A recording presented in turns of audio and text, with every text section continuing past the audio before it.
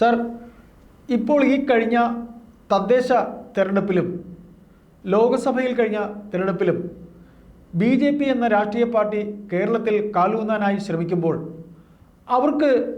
അവർ ഏറ്റവും പ്രതീക്ഷയോടെ, അതായത് ഹിന്ദു വോട്ടിന് പുറമെ മറ്റ് മത ന്യൂനപക്ഷങ്ങളിലെ ക്രിസ്ത്യൻ വോട്ട് അവർ പ്രതീക്ഷിച്ചിരുന്നു. അപ്പോൾ ഈ കഴിഞ്ഞ ലോക്സഭ കഴിഞ്ഞ ശേഷം ഇപ്പോൾ അടുത്തൊരു തദ്ദേശ ഇലക്ഷൻ വന്നു.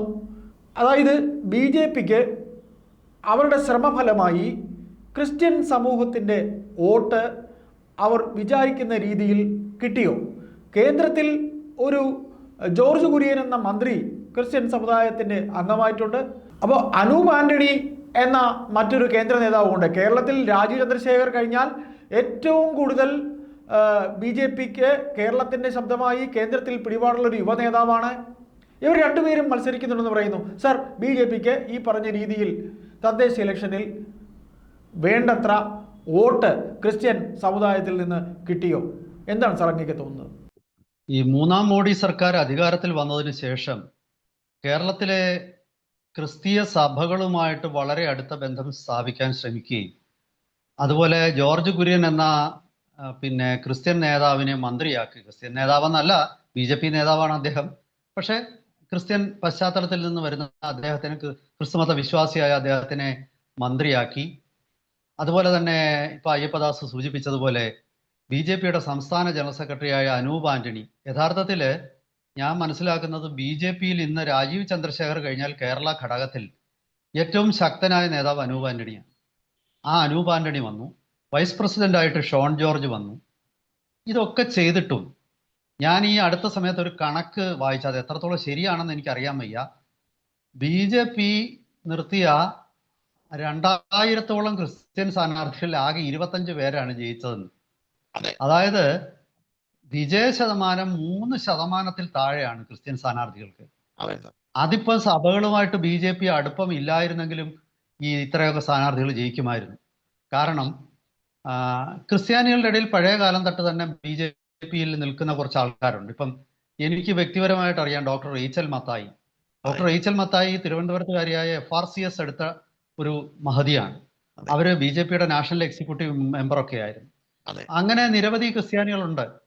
പക്ഷേ ഒരു സമൂഹം എന്നുള്ള നിലയിൽ അവർ BJPക്ക് വോട്ട് ചെയ്തിട്ടില്ല. സഭകളെ ഞാൻ അവിടെ കുറച്ചുകൂടെ ഒന്ന് ഈ ചോദ്യത്തിൽ കുറച്ചുകൂടെ ഒന്ന് വ്യത്യാസപ്പെടുത്തിയിട്ട്, സഭകളെ സ്വാധീനിക്കാനുള്ള BJPയുടെ ശ്രമം എന്തുകൊണ്ട് പരാജയപ്പെട്ടു എന്നുള്ള ഒരു ചോദ്യം ചോദിക്കേണ്ടത്. അതായത് ക്രിസ്ത്യൻ സമൂഹത്തെ അല്ല, സഭകൾ. അപ്പം എന്താണ് ഈ ഒരു പരാജയത്തിന് കാരണം? എവിടെയാണ് BJP പരാജയപ്പെട്ടത്? ഇത് ഈ ചോദ്യത്തില് അതിന് പ്രാഥമികമായിട്ട് എനിക്ക് ഒരു മറുപടിയുണ്ട്. ഇപ്പം ഞാനും അയ്യപ്പദാസ് സുഹൃത്തുക്കളാണെന്നിരിക്കട്ടെ. അയ്യപ്പദാസ്, ഇത് വസ്തുത യാഥാർത്ഥ്യമല്ല, ഞാനൊരു ഉദാഹരണമായിട്ടൊരു സാങ്കല്പിക ഒരു ഉദാഹരണം പറയുകയാണ്. അയ്യപ്പദാസ് സാധാരണ കേരളത്തിലെ ഒരു രാഷ്ട്രീയക്കാരൻ.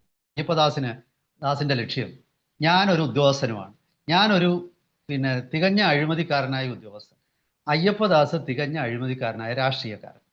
നിങ്ങളുടെ ലക്ഷ്യം, നിങ്ങൾ നദിയിലെ മണ്ണ് വാരി മണൽ വാരി നിങ്ങൾക്ക് വിൽക്കണം. അത് കൈക്കൂലി കഴിയുമെങ്കിൽ തരാതെ സൂത്രത്തിൽ എനിക്ക് ചെറിയ കൈക്കൂലി വാങ്ങിച്ച് തന്നോ, നിങ്ങൾക്ക് അത് സാധിച്ചെടുക്കണം. അതാണ് നിങ്ങളുടെ ലക്ഷ്യം. എൻ്റെ ലക്ഷ്യമാകട്ടെ ഞാൻ പരമാവധി കൈക്കൂലി വാങ്ങിക്കണമെന്ന് വിചാരിക്കുന്ന ആളാണ്. അപ്പം നമ്മൾ തമ്മിൽ സുഹൃത്തുക്കളാണ്. നിങ്ങൾ എന്നെ പറ്റിക്കാൻ നോക്കും, ഞാൻ നിങ്ങളെയും പറ്റിക്കാൻ നോക്കും. നടക്കൂ? നടക്കില്ല. ഇവിടെ സംഭവിച്ചു പോയിരിക്കുന്നത് അതിൻ്റെ പറ്റിക്കുക മാത്രമല്ല, ഇതിനകത്ത് ഒരു കാര്യമുണ്ട്. അയ്യപ്പദാസ് എന്ന അഴിമതിക്കാരനായ രാഷ്ട്രീയക്കാരന് വളരെ കൃത്യമായ ഒരു അജണ്ടയുണ്ട്. ആ അജണ്ടയ്ക്ക് വേണ്ടിയാണ് ഹരികുമാർ എന്ന അഴിമതിക്കാരനായ ഉദ്യോഗസ്ഥനുമായിട്ട് നിങ്ങൾ സൗഹൃദത്തിലാവുന്നത്. അപ്പം എൻ്റെ അജണ്ടയും നിങ്ങളുടെ അജണ്ടകൾ വളരെ കൃത്യമാവുമ്പോൾ നമുക്ക് യോജിക്കാൻ പറ്റില്ല. അവസാനം നമ്മൾ അഭിനയത്തിൽ, അതായത് സൗഹൃദത്തിന്റെ അഭിനയങ്ങളിലൂടെ നമ്മൾ ഇരുവരും മുന്നോട്ട് നീങ്ങും. BJP വളരെ കൃത്യമായ അജണ്ടയുള്ള ഒരു രാഷ്ട്രീയ പ്രസ്ഥാനമാണ്. ഉദാഹരണം അത്ര ശരിയല്ലെങ്കിലും ഞാൻ വീണ്ടും നമുക്ക് വിഷയത്തിലേക്ക് ഞാൻ തിരിച്ചു വരിക. BJP വളരെ കൃത്യമായ അജണ്ട ഉള്ള രാഷ്ട്രീയ പ്രസ്ഥാനമാണ്. കേരളത്തിലെ ക്രിസ്തീയ സഭകൾ വളരെ വ്യക്തവും കൃത്യവുമായ അജണ്ടയുള്ള സാമൂഹിക മത സംഘടനകളാണ്. അപ്പം ഇവർക്ക് രണ്ടുപേർക്കും വളരെ കൃത്യമായ ഐഡിയോളജി ഉണ്ട്. അത് കാരണം ഈ അവരെ രണ്ടുപേരുടെ ഐഡിയോളജിയിൽ വെള്ളം ചേർക്കാൻ അവർ തയ്യാറാവില്ല. സ്വാഭാവികമായിട്ടും അവരുടെ സഹകരണത്തിനും പരിമിതികളുണ്ടാകും. ഇതേ കാരണം കൊണ്ട് തന്നെയാണ് കമ്മ്യൂണിസ്റ്റ് പാർട്ടിയായിട്ട് പിന്നെ ക്രിസ്ത്യൻ സഭകൾക്ക് യോജിക്കാതിരിക്കാൻ പറ്റാതിരുന്നത്. കേരളത്തിൽ വിമോചന സമരം കൊണ്ടുവന്നത് കോൺഗ്രസോ മതപത്മനാഭനോ ഒന്നും അല്ല, ക്രിസ്ത്യൻ സഭകളാണ്. സ്കൂളുകളിൽ കൊണ്ടുവരുന്ന എയ്ഡഡ് സ്കൂളുകളുമായിട്ട് ബന്ധപ്പെട്ട പരിഷ്കരണം, അതിനെ തുടർന്നാണ് ഈ വിദ്യാഭ്യാസ സ്ഥാപനങ്ങളുടെ നിയന്ത്രണം നഷ്ടപ്പെടുമോ എന്ന ഭയത്തിലാണ് അവരാ സമരത്തിന് നേതൃത്വം കൊടുത്തത്. അപ്പോ അന്നത്തെ കമ്മ്യൂണിസ്റ്റ് പാർട്ടി കമ്മ്യൂണിസത്തിൽ വിശ്വസിച്ചിരുന്നു. അവർക്ക് അജണ്ട ഉണ്ടായിരുന്നു, അവർക്ക് വ്യക്തമായ ആദർശം ഉണ്ടായിരുന്നു. ഇന്നത്തെ കമ്മ്യൂണിസ്റ്റ് പാർട്ടിക്ക് ആ അജണ്ടയൊന്നുമില്ല. അവർക്ക് പിന്നെ ആരുമായിട്ടും അവർ തോളെ കൈയിടും. അവരുടെ ആശയത്തെ അവർ ദൂരെ കളഞ്ഞിട്ട് ആമാശയത്തെ കെട്ടിപ്പിടിക്കാൻ തുടങ്ങി. അപ്പോൾ അങ്ങനത്തെ ഒരു കാലത്ത് അതുകൊണ്ടാണ് കുറച്ചെങ്കിലും സൗഹൃദം പറ്റിയത്. പക്ഷെ എന്നാലും ഈ കമ്മ്യൂണിസത്തിന്റെ കുറേ അംശങ്ങൾ അവിടെ ഇവിടെയൊക്കെ അവരുടെ മനസ്സിലുണ്ട്. പിന്നെ സഭയ്ക്കാണെങ്കിൽ ഒട്ടും വ്യത്യാസം വന്നിട്ടുമില്ല. സ്വാഭാവികമായിട്ടും അതുകൊണ്ടാണ് ഈ സഭകളും കമ്മ്യൂണിസ്റ്റ് പാർട്ടിയുമായിട്ട് അത്ര വലിയ അടുപ്പമില്ലാതെ. യഥാർത്ഥത്തിൽ കേരളത്തിലെ സഭകൾക്ക് യോജിക്കാൻ പറ്റുന്ന ഒരേ ഒരു രാഷ്ട്രീയ പ്രസ്ഥാനമേ ഉള്ളൂ, അത് കോൺഗ്രസ് ആണ്. അതെന്താ കാര്യം? കോൺഗ്രസിന് പ്രത്യേകിച്ച് വലിയ ആദർശമൊന്നുമില്ല. ഇപ്പം കോൺഗ്രസിന്റെ AICCയിലെ പിന്നെ രാഷ്ട്രീയ പ്രമേയമുണ്ട്, അതല്ലെങ്കിൽ പിന്നെ സാമ്പത്തിക പ്രമേയമുണ്ട്. ഒന്നാമത് AICC കൂടിയിട്ട് തന്നെ സമ്പൂർണ്ണ AICC കൂടാറില്ലല്ലോ ഇപ്പോഴും. എത്ര നാളായി? അങ്ങനെ ഒരു AICC എന്ന് പറഞ്ഞൊരു ഒരു തട്ടിക്കൂട്ടൽ സമ്മേളനമൊക്കെ ചിലയിടത്ത് വെച്ച് നടക്കാറുണ്ട്. എനിക്ക് തോന്നുന്നു ഏറ്റവും ഒടുവിൽ ആന്ധ്രയിൽ വെച്ചാൽ കണ്ടാ നടന്നത്. അതൊക്കെ ഒന്നും ഒരു കാര്യമില്ല. പക്ഷേ 1950കളുടെ ഒടുവിൽ വരെ കൃത്യമായ AICC സമ്മേളനം ഉണ്ടായിരുന്നു. അപ്പം ഏറ്റവും അവസാനം കോൺഗ്രസ് സ്വീകരിച്ച പ്രമേയം 1956 ആവടി കോൺഗ്രസിൽ വെച്ചിട്ട് നടന്ന സോഷ്യലിസം ഒരു ലക്ഷ്യമായിട്ട് കോൺഗ്രസ് സ്വീകരിച്ചു. പക്ഷെ അതൊന്നും ഇന്നത്തെ കോൺഗ്രസിനില്ല. കോൺഗ്രസ് ഇന്ന് പിന്നെ ഞാൻ പറയുന്നത് വെള്ളം പോലാണ്. അത് ഗ്ലാസിനകത്തിൽ ഒഴിച്ചാൽ ഗ്ലാസിന്റെ രൂപം വരും, അതൊരു പ്ലേറ്റിൽ ഒഴിച്ചാൽ പ്ലേറ്റിന്റെ രൂപം വരും, അതൊരു കുടത്തിൽ ഒഴിച്ചാൽ കുടത്തിന്റെ രൂപം വരും. ഇത് സഭയ്ക്ക് നല്ലതാണ്. കാരണം പിന്നെ പ്രത്യേകിച്ച് അജണ്ട ഇല്ലാത്ത ഒരു പാർട്ടിയും അജണ്ടയുള്ള ഒരു പ്രസ്ഥാനവുമായിട്ട് യോജിക്കുമ്പോൾ സ്വാഭാവികമായിട്ടും സഭകൾക്ക് പറ്റുന്ന രാഷ്ട്രീയ പ്രസ്ഥാനം കോൺഗ്രസ്സാണ്. കാരണം കോൺഗ്രസിനെ അവർക്ക് ആവശ്യമുള്ള രീതിയിൽ വളച്ചെടുത്ത് അവർക്ക് ആ പാർട്ടിയെ അവർക്ക് ഉപയോഗിക്കാം. പക്ഷേ മറ്റു രാഷ്ട്രീയ പാർട്ടിയായിട്ട് അത് പറ്റത്തില്ല. അതുകൊണ്ടാണ് ഇപ്പോൾ കമ്മ്യൂണിസ്റ്റ് പാർട്ടിയായിട്ട് ഇപ്പോൾ ഏതാണ്ട് ഇപ്പോൾ കേരള കോൺഗ്രസ് മാണി ഗ്രൂപ്പിനൊരു ബന്ധമൊക്കെ ഉണ്ടല്ലോ, അതൊരു പൂർണ്ണമായ ബന്ധമല്ല. അതൊരു വളരെ അസ്വസ്ഥജനകമായിട്ടുള്ള ഒരു ബന്ധമാണ്. ഇവിടെ ഈ ഒരു ഇത് കൃത്യമല്ലാത്ത ഒരു അജണ്ടയുള്ള ഒരു രാഷ്ട്രീയ പ്രസ്ഥാനവുമായിട്ട് അവർക്ക് മുന്നോട്ട് പോകാം. പക്ഷെ BJP എന്ന് പറയുന്നത് കൃത്യമായ അജണ്ടയുള്ള RSSനാൽ കൺട്രോൾ ചെയ്യപ്പെടുന്ന ഒരു രാഷ്ട്രീയ പ്രസ്ഥാനമാണ്. അവിടെ അവർക്ക് എളുപ്പമല്ല. കാരണം ഈ ഒരു കുടം ഒരു നാഴി വേറൊരു നാഴിയിൽ കയറില്ല. ഇവർ രണ്ടും വളരെ വ്യക്തമായ ലക്ഷ്യങ്ങളുള്ള പ്രസ്ഥാനങ്ങളാണ്. ഇനി ഞാൻ ഇപ്പം ചിലർ ചോദിക്കാം, പിന്നെ ഗോവയിൽ കേരളത്തിനേക്കാൾ മൊത്തം ജനസംഖ്യയുടെ ശതമാനം എടുത്തു നോക്കിയാൽ കേരളത്തിനേക്കാൾ കൂടുതലാണ് ഗോവയിൽ ക്രിസ്ത്യാനികളുടെ ബഹുഭൂരിപക്ഷമുള്ള ചെറിയ ഇപ്പം 8 ലക്ഷം 10 ലക്ഷം ഒക്കെ ജനസംഖ്യയുള്ള സംസ്ഥാനങ്ങളാണെങ്കിലും മേഘാലയ, അതുപോലെ നാഗാലാൻഡ്, ഇവിടുത്തെയൊക്കെ ഭരണകക്ഷികളുമായിട്ട് BJPക്ക് സൗഹാർദ്ദത്തിൽ പോകാൻ പറ്റുന്നുണ്ട്. പക്ഷെ എന്തുകൊണ്ടാണ് കേരളത്തിൽ അതുപോലും സംഭവിക്കാത്തത്? അതിൻ്റെ കാരണം ഞാൻ പറയാം. അതായത് ഇന്ത്യയിലെ മറ്റു സംസ്ഥാനങ്ങളിലെ പിന്നെ ക്രിസ്ത്യൻ സഭകൾ ആയിട്ട് വ്യത്യാസമുണ്ട് കേരളത്തിലെ സഭകൾ പണത്തിലും സ്വാധീനശേഷിയിലും ഒക്കെ അത് ഒരു സാമ്രാജ്യം പോലുള്ളവയാണ്. ഞാൻ ഒരിക്കൽ ഇപ്പം നിങ്ങൾ ശ്രദ്ധിച്ചിട്ടുണ്ടാവും, ഇപ്പം എവിടെയെങ്കിലും ഒരു പ്രശ്നം ഉണ്ടായാൽ ഇപ്പം BJP ആയിട്ട് ഏറ്റുമുട്ടൽ, ബജറംഗ് ദളും VSPയുടെ ആക്രമണങ്ങൾ എന്നൊക്കെ പറയുന്നു. ഇതൊക്കെ സംഭവിക്കുമ്പോൾ മലയാളികളായ ഒരു സിസ്റ്റർ, മലയാളികളായ ഒരു അച്ഛൻ, ഇവർക്കൊക്കെ ആയിരിക്കും ചിലപ്പം ബുദ്ധിമുട്ടുകൾ ഉണ്ടാകും. അതെന്താ? വേറെ സംസ്ഥാനങ്ങളിൽ നിന്നുള്ള പിന്നെ ക്രിസ്ത്യൻ ബ്രദർമാരും ഫാദർമാരും സിസ്റ്റർമാരും നണ്ണും ഒന്നും അവർക്ക് എന്താ പ്രശ്നം ഉണ്ടാവാത്തത്? അങ്ങനെ ഒരു ചോദ്യം വരാമല്ലോ. അതിൻ്റെ കാരണം കൂടെ ഞാൻ പറയാം. ഇന്ന് സഭകളിൽ വൈദികരാകാനും കന്യാസ്ത്രീകളാകാനും ആളിനെ കിട്ടാൻ വലിയ ബുദ്ധിമുട്ടാണ്. അവർക്കൊക്കെ അത് ആഗോളതലത്തിൽ തന്നെ പലയിടത്തും പിന്നെ കേരളത്തിൽ നിന്നുള്ള വൈദികരാണ് പിന്നെ പല പള്ളികളിലും പ്രവർത്തിക്കുന്നതെന്ന് പറഞ്ഞാൽ നിങ്ങൾ അത്ഭുതപ്പെട്ടു പോകും. ഇത് എന്നോട് പറയുന്നത് ആദ്യം സൂചിപ്പിച്ചത് അഡീഷണൽ ചീഫ് സെക്രട്ടറി ആയിട്ട് റിട്ടയർ ചെയ്ത ഡോക്ടർ ബാബു പോളാണ്. അപ്പൊ അദ്ദേഹമാണ് എന്നോട് പറഞ്ഞത് കേരളത്തിലെ സഭകളിൽ കോൺഗ്രിഗേഷൻസ് ഉണ്ട്. കോൺഗ്രിഗേഷൻ എന്ന് പറഞ്ഞാൽ ഒരു സഭയ്ക്കുള്ളിൽ ത്യാഗസന്നദ്ധരും കുറച്ചുകൂടി സമർപ്പണ ബോധമുള്ളവരും ഒക്കെ ആയിട്ടുള്ള കുറെ ആൾക്കാർ ചേർന്നിട്ടുണ്ടാക്കുന്ന ഒരു കൂട്ടായ്മയാണ്. അത് CMI കോൺഗ്രിഗേഷൻ ഉണ്ട്, വിൻസെൻഷ്യൻ കോൺഗ്രിഗേഷൻ ഉണ്ട്, അങ്ങനെയുള്ള കോൺഗ്രിഗേഷൻസ് ഉണ്ട്. ഈ കോൺഗ്രിഗേഷൻസ് ഒരുപാട് രാജ്യങ്ങളിൽ മതപരമായ സഭാതലത്തിലുള്ള പ്രവർത്തനങ്ങൾ നടത്തുന്നുണ്ട്. ഈ പിന്നെ വിൻസെൻഷ്യനും CMI കോൺഗ്രിഗേഷനും ഒക്കെ അദ്ദേഹം എന്നോട് പറഞ്ഞത് 100-ലധികം രാജ്യങ്ങളിൽ പ്രവർത്തിക്കുന്ന കോൺഗ്രിഗേഷൻസ് ആണ്. ഇപ്പം ഈ അടുത്ത കാലത്തൊക്കെ ഞാൻ ഒരുപാട് പത്രങ്ങളിൽ വായിച്ച വാർത്തയാണ്, നിങ്ങൾ ഗൂഗിൾ ചെയ്ത് നോക്കിയാൽ കാണാം. കേരളത്തിൽ നിന്നുള്ള അച്ഛന്മാരും സിസ്റ്റർമാരും ഒക്കെയാണ് യൂറോപ്പിലെ ഒരുപാട് പള്ളികളിൽ അച്ഛന്മാരായിട്ട് പ്രവർത്തിക്കുന്നുണ്ട്.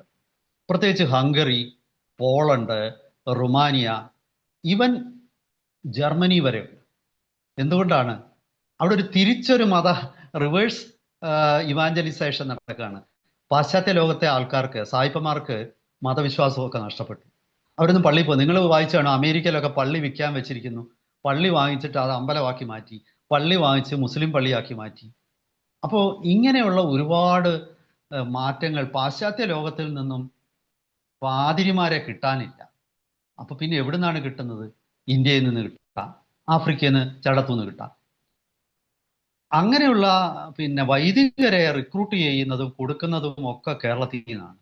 ഈ കേരളത്തിലെ സഭകളുടെ കോൺഗ്രിഗേഷൻസിന്റെ ഒക്കെ ആസ്തി നമുക്കൊന്ന് ഊഹിക്കാൻ പറ്റാത്ത അത്ര കോടികളുടെ ആസ്തിയുണ്ട് അവർക്ക്. ആയിരക്കണക്കിന് കോടി രൂപയുടെ ആസ്തിയുണ്ട്.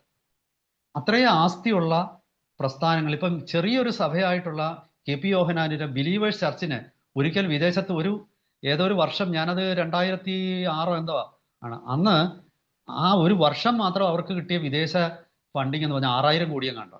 ഞാനന്ന് മാധ്യമങ്ങളിലൊക്കെ വാർത്തയുണ്ടായിരുന്നു. അപ്പൊ ഇത്ര വലിയ ഫണ്ടിങ് ഉള്ള, ഇത്ര വലിയ നെറ്റ്വർക്കുള്ള, ഇത്ര വലിയ അജണ്ടയുള്ള ഒരു പ്രസ്ഥാനങ്ങളാണ് കേരളത്തിലെ സഭകൾ. ആ സഭകളെ ചുമ്മാ നിങ്ങൾ വന്ന് കെ സുരേന്ദ്രനും പിന്നെ V മുരളീധരനും അല്ലെങ്കിൽ അതുപോലൊക്കെയുള്ള കുറെ ആൾക്കാർ അങ്ങോട്ട് ചെന്നേച്ച് അവരുടെ കൂടെ നിന്നൊരു ചായയും കുടിച്ച് ഒരു ഫോട്ടോയും എടുത്ത് പത്രത്തിലിട്ടാൽ ഈ വോട്ടൊക്കെ ഞങ്ങൾക്ക് പോരും എന്ന് വിചാരിക്കാനുള്ള മൗഢ്യം കേരളത്തിലെ BJPക്ക് ഉണ്ടായതാണ്. ഇത്തരം ഇപ്പം നമുക്ക് പിന്നെ അണ്ണാൻ ആനയോളം വാവുളക്കര എന്നൊരു പഴഞ്ചൊല്ലുണ്ട്. അങ്ങനെ വാവുളക്കാൻ ശ്രമിച്ചാൽ വാലറ്റം വരെ കീറിപ്പോകുന്നതാണ് പഴഞ്ചൊല്ല്. BJPക്കും അതാണ് പറ്റിയത്. BJP കേരളത്തിലെ സഭകളെ വിലയിരുത്തുന്നതിൽ BJPക്ക് അടിസ്ഥാനപരമായ പ്രതിസന്ധി വന്നു, പരാജയപ്പെട്ടു. കാരണം കേരളത്തിലെ അത്ര വലിയ ഒരു ബുദ്ധിജീവികൾ, കേരളത്തിലെ അത്ര വലിയ ചിന്താശേഷിയുള്ള ഒരു ഭാരതീയ ജനതാ പാർട്ടിയോ RSSലോ തന്നെ ഇല്ല.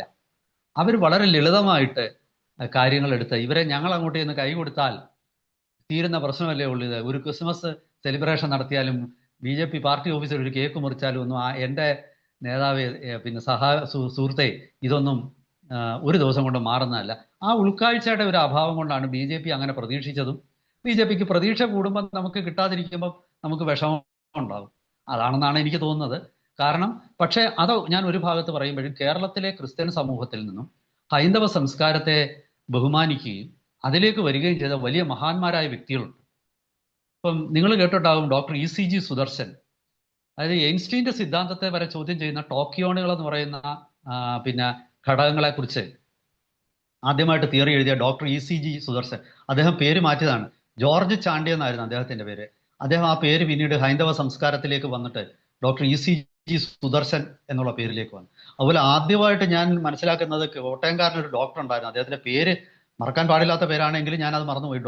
ഈ പല ആധുനിക ഹൃദയ ശസ്ത്രക്രിയാ ഉപകരണങ്ങളും പരീക്ഷിക്കുകയും ആധുനിക പല ചികിത്സാ സമ്പ്രദായങ്ങളും ഹൃദ്രോഗത്തിന് കേരളത്തിൽ നടപ്പാക്കുകയും ചെയ്ത ഒരു ഡോക്ടർ ഉണ്ടായിരുന്നു. അദ്ദേഹം ഹിന്ദു മതം തന്നെ സ്വീകരിച്ച് ഒരു നമ്പൂതിരി എന്തോ ഒരു പേരൊക്കെ അദ്ദേഹം സ്വീകരിച്ചിട്ട് അദ്ദേഹം ഉണ്ടായിരുന്നു. അങ്ങനെ വലിയ ആൾക്കാർ, എനിക്കറിയാവുന്ന പല ആൾക്കാരും ഉണ്ട്. എനിക്കറിയാം, ഞാൻ പേര് പറയുന്നില്ല അദ്ദേഹത്തിന്, ഒരുപക്ഷെ എന്തെങ്കിലും ഞാൻ പേര് പറഞ്ഞുകൊണ്ട് ബുദ്ധിമുട്ടുണ്ടാകുമോ എന്ന് സംശയിച്ചിട്ടാണ്. കോട്ടയത്തെ ഒരു പ്രമുഖ പൗരാണിക കോളേജിലെ പ്രൊഫസറായിട്ടിരിക്കുന്ന എനിക്കൊരു സുഹൃത്തുണ്ട്. അദ്ദേഹം IITയിൽ നിന്നും PhD എടുത്ത വ്യക്തിയാണ്. അദ്ദേഹത്തിനോളം ഹിന്ദു ധർമ്മത്തെക്കുറിച്ച് എനിക്കറിയാമോ എന്ന് ചോദിച്ചാൽ എനിക്കറിയില്ല എന്ന് ഞാൻ പറയൂ. ഞാൻ അങ്ങനെ ഒരുപാട് ആൾക്കാരെ കണ്ടിട്ടുണ്ട്. കേരളത്തിൽ മുൻ മുഖ്യമന്ത്രിയായിട്ടിരുന്ന ഒരാളിൻ്റെ അച്ഛൻ്റെ ജ്യേഷ്ഠൻ പെട്ടെന്ന് ഒരു സുപ്രഭാതത്തിൽ ജ്യോതിഷം പഠിക്കുകയും അദ്ദേഹത്തിന് സ്വപ്നങ്ങൾ കാണാൻ തുടങ്ങുകയും എന്നിട്ട് അദ്ദേഹം ഹൈന്ദവ ധർമ്മത്തിലേക്ക് വരികയൊക്കെ ചെയ്തിട്ടുണ്ട്.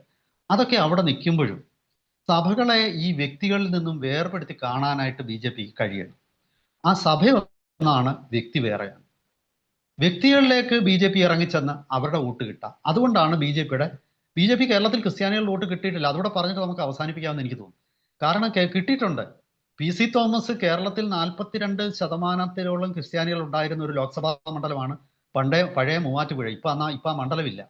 ആ മൂവാറ്റുപുഴ മണ്ഡലത്തിൽ നിന്നും PC തോമസ് എന്ന് പറയുന്ന NDA സ്ഥാനാർത്ഥി കേരള കോൺഗ്രസ് എമ്മിന്റെ നേതാവായ ജോസ് കെ മാണിയെയും തോൽപ്പിച്ച്, എനിക്ക് തോന്നുന്നു ഇടതു സ്ഥാനാർത്ഥിയായിട്ട് അന്ന് ഇസ്മയിൽ ആയിരുന്നു തോന്നുന്നു, CPI അത്ര കൃത്യമല്ല ഓർമ്മ.